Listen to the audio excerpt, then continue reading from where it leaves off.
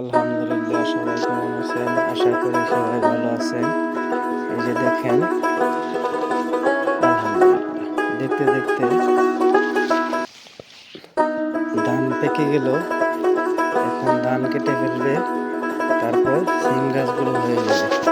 এই যে দেখতে পাচ্ছেন, এটা হলো সিম গাছ। একই ক্ষেত্রে তিনটা ফসল, এই যে সিম গাছ, ধন্দল গাছ, ঝিঙা গাছ। দেখতে পাচ্ছেন, ঝিঙা ধরছে। ইভেন আপনার ধান রুইছিল, ধান রোয়ার পর ধান পেকে গেছে।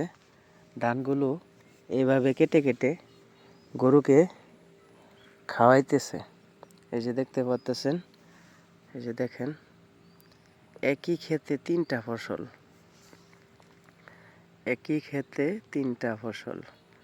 এই যে ঝিঙ্গা গাছ, ধন্দল গাছ, সিম গাছ, আবারই আপনার ধানও পেকে গেছে। তো এক জায়গায় চারটা ফসল একই ক্ষেতে। ভাইরে ভাই, বাঙালি যে কত বুদ্ধি, বাঙালির যে কত হিটলার, বাঙালির মাথায় খালি বুদ্ধি আর বুদ্ধি। একই ক্ষেতে চারটা ফসল একই সাথে আবাদ করতেছে, তাহলে কতটুক। এই যে দেখেন, কি সুন্দর সুন্দর ধন্দল গাছের ফুল, দেখলেই প্রাণটা ভরে যায়। যে দেখতে পাচ্ছেন, কি সুন্দর সুন্দর ধন্দল গাছের ফুল, ফুল আর ফুল। এখন ধন্দল আর ঝিঙা বেচতেছে, এরপর আবার সিম বেচবে। এই যে ধানগুলো কেটে ফেলবে, ধানগুলো কেটে ফেললে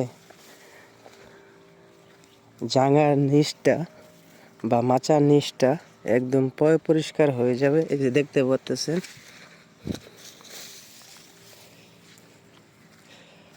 মাশাআল্লাহ মাশাআল্লাহ, আল্লাহ তাআলা একই ক্ষেতে চারটা ফসল করার মতো